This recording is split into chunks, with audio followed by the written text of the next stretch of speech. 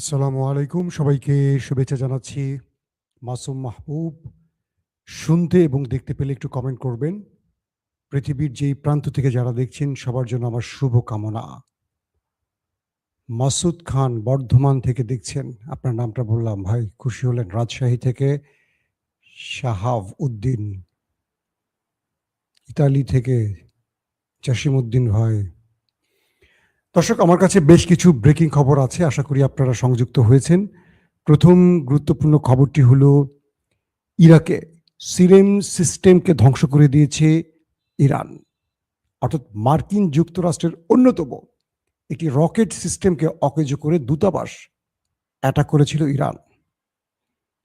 ২ নম্বর গুরুত্বপূর্ণ খবর, জেলেনস্কিকে এবার সরাসরি দেখে নেয়ার হুমকি দিল ইরান।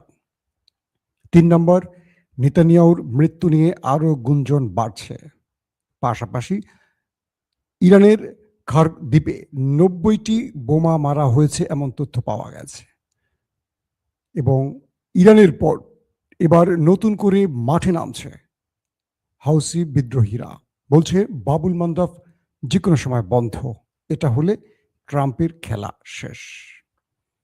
পাশাপাশি উত্তর কোরিয়া আবার 10টি মিসাইল নিক্ষেপ করে কি বার্তা দিল আমেরিকাকে, এবং এই 10টি মিসাইল ইরানের জন্য কেন খুবই গুরুত্বপূর্ণ সে বিষয়টিও জানাবো আজকের।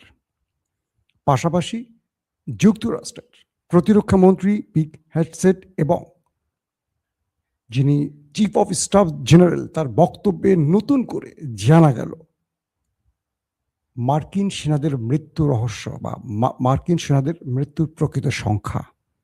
দর্শক, এছাড়া আরো অনেকগুলো গুরুত্বপূর্ণ খবর থাকবে আজকের লাইভ সেশনে। সাতক্ষীরা থেকে দেখছেন না? জি। নেতা কাকু কি মরছে? ওরে নেতা কাকু, নামটা সুন্দর হয়েছে না ভাই, নেতা কাকু।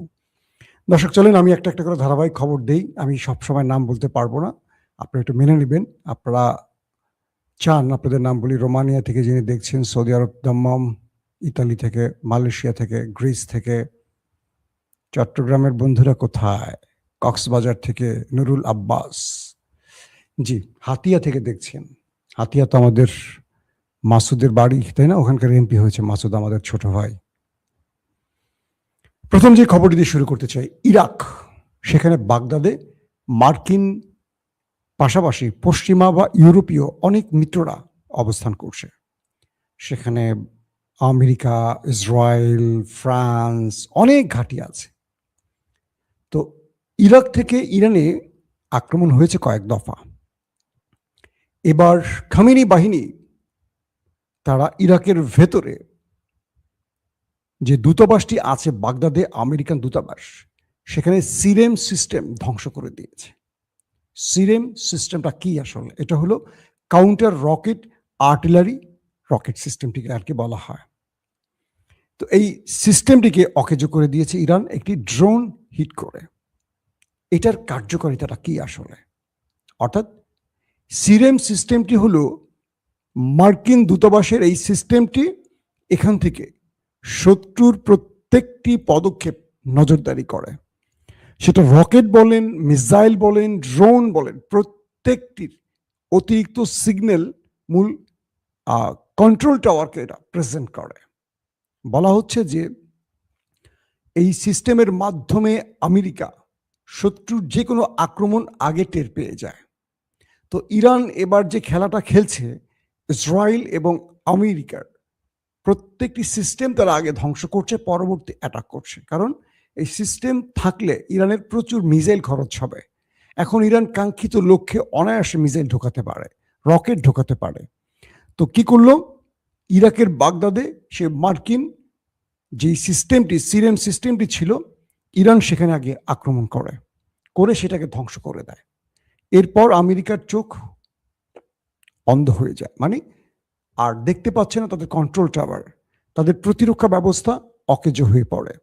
তারপর বলা হচ্ছে বেশ কিছু মিসাইল এবং ড্রোন দিয়ে হিট করা হয় সেই অঞ্চলে, এবং বলা হচ্ছে দূতাবাসের অনেক কর্মকর্তা এই ঘটনার পর সেখান থেকে পালাতে শুরু করেছেন। কতজন পালিয়েছেন, কোথায় পালিয়েছেন, সেই বিষয়টি এখনো নিশ্চিত হওয়া যায়নি। দর্শক, 2 নম্বর গুরুত্বপূর্ণ খবর, তাসনিম নিউজ নতুন করে আবার একটি স্টোরি করেছে। সেখানে তারা আমার নেতা কাকুর হাতের 5টি 6টি আঙুলের বিশ্লেষণ তুলে ধরেছে। সেখানে আবার নতুন করে গুজব উঠছে নেতানিয়াহু, আমার নেতা কাকু, তিনি হয়তোবা ওপারের মেহমান হয়ে গেছেন, এমনটি তারা অভিযোগ করছে ইরানের গণমাধ্যম সহ আরো কয়েকটি গণমাধ্যম। বিশ্ব গণমাধ্যম প্রশ্ন তুলেছে যে নেতানিয়াহু যদি থেকেই থাকেন, কোথায় আছেন? তিনি যে ভিডিও বার্তাটি দিয়েছেন এটি ছিল অনলাইনে রেকর্ডেড, টুইট করেছেন, সেটাও পরবর্তী ডিলিট হয়ে গেছে এবং তার হাতের আঙুলগুলো বিশ্লেষণে অনেক রকম প্রশ্ন উঠে আসছে।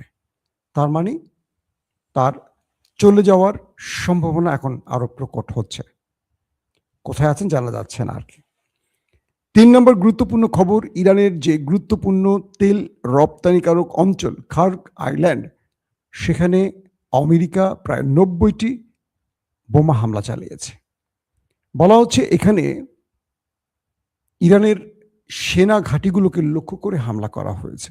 আর ইরান বলছে এখানে তাদের কোনো মানে বড় ফ্রেমে সেনা ঘাঁটি ছিল না, মূলত এখানে ছিল তাদের তেল রপ্তানির বিভিন্ন স্থাপনা। তো তেল রপ্তানির স্থাপনাকে টার্গেট করা তারা হামলা করেছে।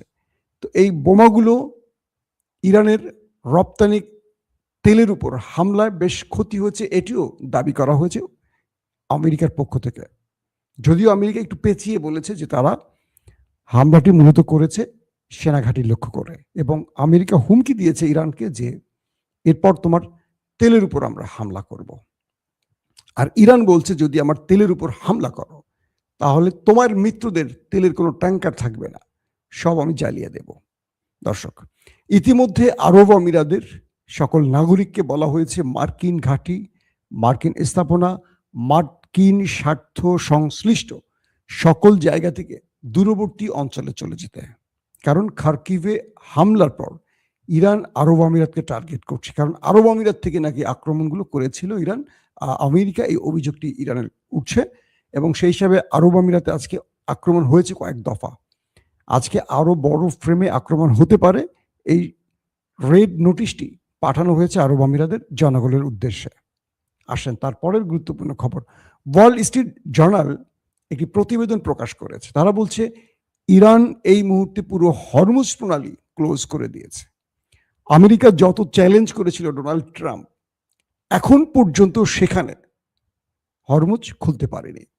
আন্তর্জাতিকভাবে আমেরিকার মিত্ররা আমেরিকাকে বলছে আমাদের তেলের জাহাজগুলো, ট্যাঙ্কগুলো নদীর সাগরের মাঝখানে আটকা পড়ে আছে, তুমি যুদ্ধ ছড়িয়ে দিয়ে এখন আমাদের বিপদে ফেলে দিয়েছ, এখন পাহারা দিয়ে আমাদের জাহাজ বের করে দাও। কিন্তু আমেরিকান নেভি পিছু হচ্ছে, কারণ ইরান সেখানে মাইন পুঁতে রেখেছে। পাশাপাশি ইরান সেখানে জাহাজ, শত্রু জাহাজ দেখা মাত্রই হামলা করছে। তবে নতুন একটি তথ্য এসছে এরকম, ইরানের পক্ষ থেকে জানানো হয়েছে যারা হরমুজ প্রণালী দিয়ে তেল নিয়ে আসা যাওয়া করতে চায় তাদের জন্য একটি ছোট্ট শর্ত আছে। সেটি কি? সেই সব দেশ আমেরিকান ডলারের পরিবর্তে চীনের টাকায়, চীনের ইউয়ান, সেই ইউয়ানের মাধ্যমে যদি তারা তেল কেনা বেচা করে, সেই ক্ষেত্রে তাদেরকে এই পথ ব্যবহারের অনুমতি দেওয়া হবে। অর্থাৎ ইরানের মূল মেসেজটি এখন ক্লিয়ার, তারা আমেরিকাকে মধ্যপ্রাচ্য থেকে বের করবে, তারা আমেরিকার ডলারের পতন ঘটাতে চাইছে এবং তারা চাইছে যে কোনোভাবে এই ডলারের পতনের মাধ্যমে আমেরিকা যেন সুপার পাওয়ার আর না থাকে। এখন বোঝা যাচ্ছে যে এই চীন যে বুদ্ধিটি দিয়েছে ইরানকে, এটা মোটামুটি বোঝা যাচ্ছে, কারণ নেপথ্যে চীন তাদেরকে হেল্প করছে, বিনিময়ে চীনকে এখন সামনে তুলে আনছে ইরান, বলছে যে তোমরা তেল নিবে নাও, আমরা সেই সব জাহাজকে হরমুজ প্রণালী থেকে বেরোতে দেব, ঢুকতে দেব যারা চীনের কারেন্সিতে তেল কেনা বেচা করবে।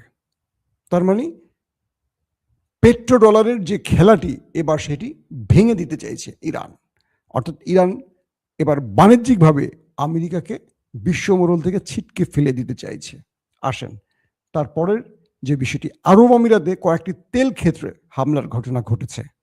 ওই যে ইরানে হামলার পর এবার আরব আমিরাতে কয়েকটি তেল শোধনাগার বা তেল যেখান থেকে তোলা হয়, এক কথায় তেল বিক্রির মূল স্থাপনার উপর হামলা করেছে ইরান, এমন অভিযোগ উঠে এসছে।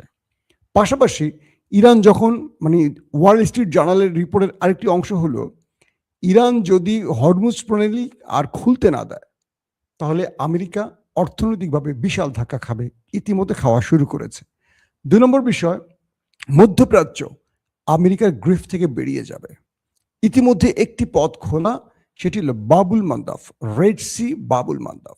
এই বাবুল মান্দাব এখন ইয়েমেনের হুতি বিদ্রোহীদের দখলে রয়েছে। ইরান হুতিদের ইতিমধ্যে গ্রিন সিগন্যাল দিয়েছে, যে কোনো সময় হুতিরা এই পথটি বন্ধ করে দিলে মধ্যপ্রাচ্য থেকে টোটাল তেল বাইরে যাওয়া বন্ধ হয়ে যাবে। এখন হুতিরা যে কোনো সময় বাবুল মান্দাব বন্ধ করে দিলে ডোনাল্ড ট্রাম্পের কপাল থেকে হাত মাথায় পড়ে যাবে, আর কিচ্ছু করার থাকবে না। এখন এই বিষয়টি নিয়ে আমেরিকা, ইরান এবং রাশিয়া চমৎকার ফ্রেমে খেলছে এবং ইতিমধ্যে আরেকটি খুব দুর্দান্ত খবর পাওয়া গেছে। সে খবরটি হলো, আমেরিকার একটার পর একটা জাহাজ, ইতিমধ্যে আমি যে তথ্য পেয়েছি সেখানে বলা হয়েছে প্রায় 13 থেকে 14টি বিমান, যুদ্ধ বিমান, রিফুয়েলিং বিমান সহ আমেরিকা হারিয়েছে ইরানের মারের চোটে। এই 13 বা 14টি বিমান ধ্বংস হওয়ার পর আমেরিকা একটা বড় বিপদে পড়ে গেছে। আমেরিকা ইউক্রেন থেকে প্রতিরক্ষা ব্যবস্থা চেয়েছে, জাপান থেকে জাহাজ চেয়েছে, দক্ষিণ কোরিয়া থেকে তারা তাদের প্রতিরক্ষা ব্যবস্থা সহ আরো কিছু সিস্টেম চেয়েছে। তো যখনই আমেরিকা ইউক্রেন থেকে চেয়েছে, তখনই ইরান ইউক্রেনের জেলেনস্কিকে উদ্দেশ্য করে বলছে, সাবধান হও, তুমি যদি ইসরায়েলে বা আমেরিকায় কোনো প্রতিরক্ষা ব্যবস্থা পাঠাও, আমার নেক্সট টার্গেট হবে তুমি, তোমাকে শেষ করতে রাশিয়াকে যা দেয়া সব আমি দেব। 2 নম্বর, ইরান আরেকটি খেলা খেলেছে, আর সেটি হলো যে সাগরে তাদের এই ক্ষমতা বলয়ের মাঝখানে যারা হাত দিবে তাদের সাথে যে ফ্রেমে খেলবে সেটিও স্পষ্ট করে দিয়েছে। তো এই বিমানগুলো বিধ্বস্ত হওয়া বা ধ্বংস হওয়া, ক্র্যাশ করা, যেটাই বলি না কেন, দক্ষিণ কোরিয়া ইসরায়েলে আরো বেশ কিছু প্রতিরক্ষা পাঠিয়েছে, কারণ ইরানের ধোলাইতে মধ্যপ্রাচ্যে থাকা এবং ইসরায়েলে থাকা প্রতিরক্ষা ব্যবস্থা প্রায় শেষ হয়ে গেছে। ইরাকেরটাও দূতাবাসের উপর যেটা ছিল সেটাও ধ্বংস হয়ে গেছে। এখন ট্রাম্প সাহেব তার ছোট ভাই নেতাকাকুকে বাঁচাবার জন্য বা নিজের বাহিনীকে, বেসকে বাঁচাবার জন্য তিনি এখন দক্ষিণ কোরিয়া থেকে চেয়েছেন প্রতিরক্ষা ব্যবস্থা। যখনই দক্ষিণ কোরিয়া ইসরায়েলের উদ্দেশ্যে প্রতিরক্ষা ব্যবস্থা পাঠালো, তখনই উত্তর কোরিয়ার কিম জং উন ধাম ধাম করে 10টি মিসাইল মেরে দিলেন, তাকে সংকেত দিলেন, তুই এখন উন্মুক্ত, তোরে এখন আমি খাবো। কে? উত্তর কোরিয়ার কিম জং উন। তিনি বলছেন, আমরা ইরানের পাশে আছি। এবং দক্ষিণ কোরিয়া যে তার প্রতিরক্ষা ব্যবস্থা ইরানের শত্রুকে দিল এবং নিজের প্রতিরক্ষা ব্যবস্থাকে দুর্বল করে আরেকজনকে বাঁচাতে গেল, তার গুরুত্বপূর্ণ রেড মেসেজটি উত্তর কোরিয়া দিল এবার মিসাইল উৎক্ষেপণের মাধ্যমে, অর্থাৎ 10টি মিসাইল মারল দক্ষিণ কোরিয়াকে উদ্দেশ্য করে। এরপর দক্ষিণ কোরিয়া ট্রাম্পকে বলেছে, আগে নিজের পিঠ বাঁচাতে হবে, আমার প্রতিরক্ষা ব্যবস্থা আমাকে ফেরত পাঠাও। খেলা কোন লেভেলে চলছে বুঝতে পারছেন দর্শক? এখন যে বিষয়টি শুরু হয়েছে, মার্কিন যুক্তরাষ্ট্রের গুরুত্বপূর্ণ 2জন ব্যক্তি, একজন প্রতিরক্ষা মন্ত্রী পিট হেগসেট, অন্যজন চিফ অফ স্টাফ, এই 2জন আজকে প্রেস কনফারেন্স করেছেন। তারা বলেছেন, তাদেরকে প্রশ্ন করা হলো সাংবাদিকদের পক্ষ থেকে যে আপনাদের এই যুদ্ধে কত সেনা মারা গেছে। তারা উত্তরটি দিতে পারলেন না, তারা এড়িয়ে গেলেন। প্রশ্ন করা হলো, এখন পর্যন্ত 13 জনের কথা বলছেন, তাহলে আমেরিকা থেকে আবারও মধ্যপ্রাচ্যের উদ্দেশ্যে আমাদের সেনা পাঠাতে হচ্ছে কেন? নতুন করে আবার সেনা চাওয়ার অর্থ কি? উত্তর দিতে পারেননি। তারা ইনিয়ে বিনিয়ে কোনো রকম পাশ কাটিয়ে চলে যাওয়ার চেষ্টা করেছেন। মার্কিন যুক্তরাষ্ট্রের উপ প্রেসিডেন্ট তিনি একটি টেলিভিশন টক শোতে আজকে বলেছেন, তাকে প্রশ্ন করা হলো, ট্রাম্প এই যুদ্ধ ছড়িয়ে দিয়ে আমেরিকার জন্য কি করলেন, আপনারা কি করলেন? তিনি খুব ভয়ঙ্কর চেহারা নিয়ে উত্তর দিলেন, আমেরিকা বিপর্যয়ের মুখে, এবং আমেরিকা এজেন্সি, পেন্টাগন এবং জেনারেলরা ট্রাম্পকে এই যুদ্ধ করতে নিষেধ করেছিলেন, কিন্তু তিনি এই যুদ্ধে জড়িয়েছেন এবং তিনি আমেরিকাকে একটা খাদের কিনারে পৌঁছে দিয়েছেন। কিছু কিছু গণমাধ্যম বলছে, ওয়াল স্ট্রিট জার্নাল থেকে শুরু করে আরো অনেক গণমাধ্যম বলছে, প্রতিরক্ষা মন্ত্রী পিট হেগসেট যে কোনো সময় এই পদ থেকে পদত্যাগ করতে পারেন, কারণ ট্রাম্প পুরো দায়ভারটি তার ঘাড়ে দিয়ে বেঁচে যাওয়ার চেষ্টা করতে পারেন, কারণ ট্রাম্পের বিরুদ্ধে মামলা হয়ে গেছে। ট্রাম্প নিজের গদি বাঁচাবেন কি নিজের জীবন বাঁচানো নিয়ে প্রশ্ন। পিট হেগসেট যে কোনো সময় প্রতিরক্ষা মন্ত্রীর পদ থেকে পদত্যাগ করতে পারেন, অনেক মার্কিন জেনারেলরাও পদত্যাগ করতে পারেন। তার মানে এইটুকু বোঝা যাচ্ছে যে ইরানের সাথে এই লড়াইতে তারা অনেক বড় ধাক্কা খেয়ে বসছে। আমেরিকার সেনাদের উপর হামলা প্রসঙ্গে আরেকটি তথ্য পাওয়া গেছে।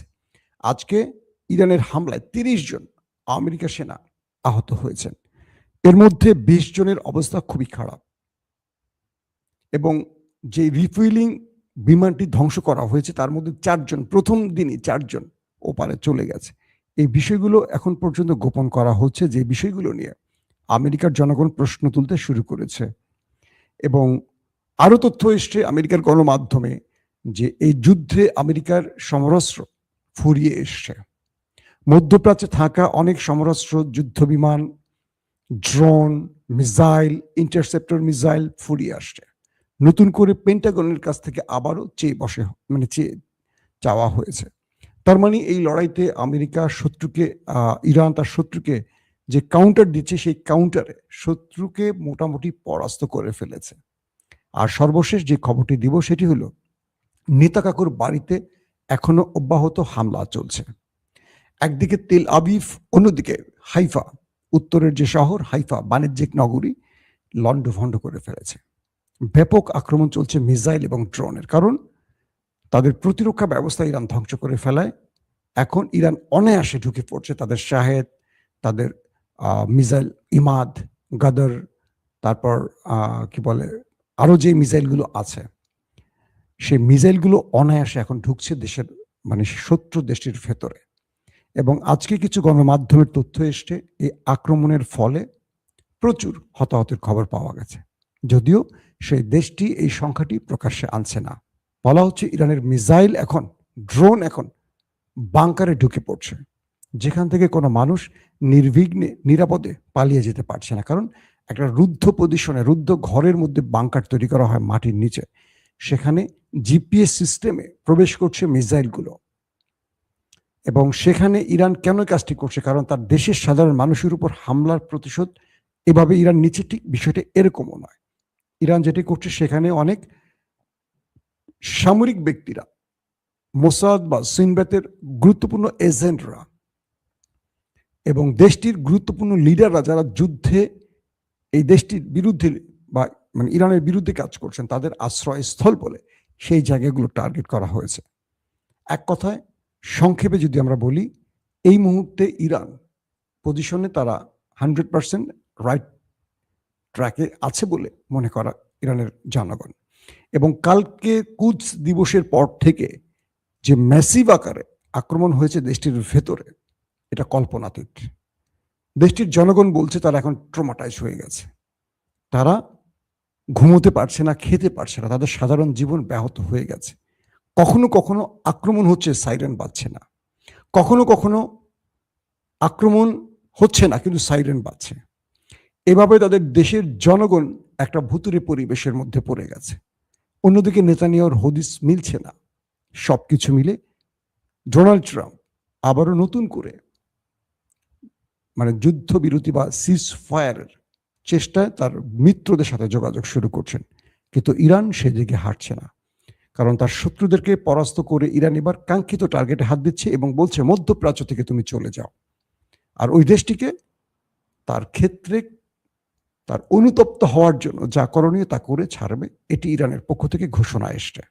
দর্শক, বিদায় নিচ্ছি এখনকার মতো। প্রত্যেকে ভালো থাকবেন। আল্লাহ হাফেজ।